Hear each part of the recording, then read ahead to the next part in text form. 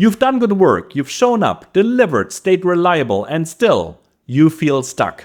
Someone else, same level, same skill, is being paid twice as much, or is already being considered for the next big thing. And you know it's not because they are better. So what is it? You're not underpaid because you're not talented. You're underpaid because you're under-leveraged. Today I'll show you how to fix that, step by step, by mastering the two real forces that determine your value. 1. The context you operate in. 2. The level you operate at. If you're a high-performing professional, maybe mid-career, maybe in a startup, scale-up, or enterprise, and you felt like your comp or trajectory just isn't matching your impact, this video is for you. It's not about hustle, it's not about office politics, it's about leverage. How to unlock more of it without changing who you are. And if you care about using your job to accelerate toward financial independence, not by quitting, but by maximizing where you are, this channel is for you. Let's start with the first force that determines your value: context. The most underrated reason good people get stuck is this. You can have a world-class skill, but if your environment doesn't reward it, you'll still be overlooked. This is a context problem. So what does a low-leverage context look like?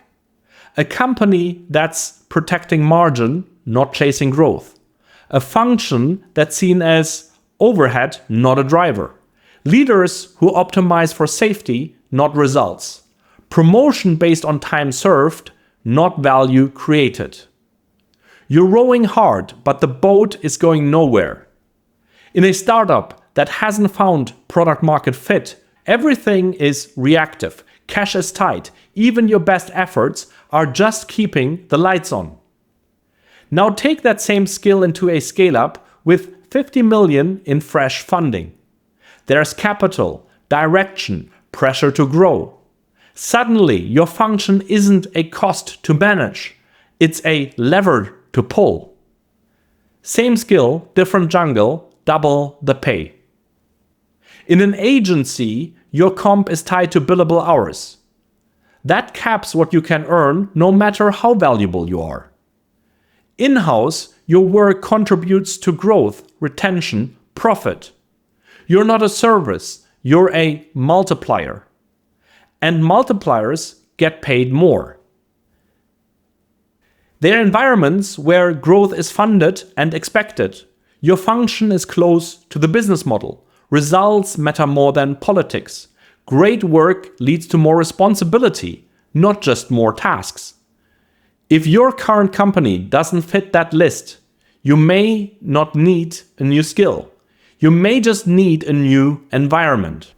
So you've made the move, you're now in a growth company with upside, but still your name isn't being pulled into bigger conversations. You're doing solid work, but nothing's compounding. Why? Because context alone isn't enough. You also need to change your level of operation. Here are the 3 traps that keep people stuck even in the right environment. I'm doing everything they asked. Why am I not getting more? Because execution isn't leverage. You're being paid to deliver, not to move the business. This company is famous. I'm on a great team. The company's brand isn't your brand. Inside the org, your work still needs to create visible value. If I keep doing well, they'll tap me for more. They might, but in most cases, they'll just ask you to keep doing exactly what you're doing. You don't get promoted for reliability, you get promoted for leverage. And that's what the next section is all about. 2. The level you operate at. There are 3 levels you can operate at inside a company: execution, business impact, strategic shaping. These are not job titles. They are levels of influence, visibility, and value. Each one changes how your work is perceived and how much the business is willing to invest in you. Let's walk through them fully. execution level work. This is where most professionals start and where many stay. You're reliable, you get things done, you take direction well, you manage timelines, you deliver. You're a safe pair of hands, but that's all you are, a pair of hands. You focus on tasks, not outcome. You deliver on requests, but rarely challenge scope. Your updates sound like project done, slides delivered, deadline met. You're producing, but you're not yet moving the business. You're essential, but not exponential. And in terms of comp and career acceleration, you're capped. You move up when you shift from what you did to what changed because you did it. Start asking, what business problem is this solving? What metric does this affect? What would happen if we didn't fix this? Report outcomes, not outputs. This saved 200 hours per year. This improved retention by 8%. This removed onboarding friction for new hires. And start connecting your work to upstream and downstream outcomes. That's when you stop being just a doer and start becoming a contributor. Now your work moves the needle. You're solving problems the business already knows are important. You're solving them in measurable ways.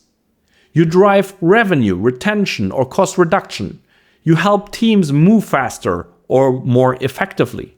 Other teams reference your work. You become a go-to for solving real business problems. Your name becomes associated with value. And that's when your career stops being managed and starts being watched. This leap isn't about more scope. It's about more altitude. You stop solving assigned problems and start shaping which problems even matter. Step into problem framing. Is this even the right thing to solve? What's the opportunity cost of focusing here? What's the deeper root cause? Build business cases. Here's a pattern we're ignoring. Here's an opportunity we're missing. Here is a blind spot that's costing us. Align your attention with what drives the company forward.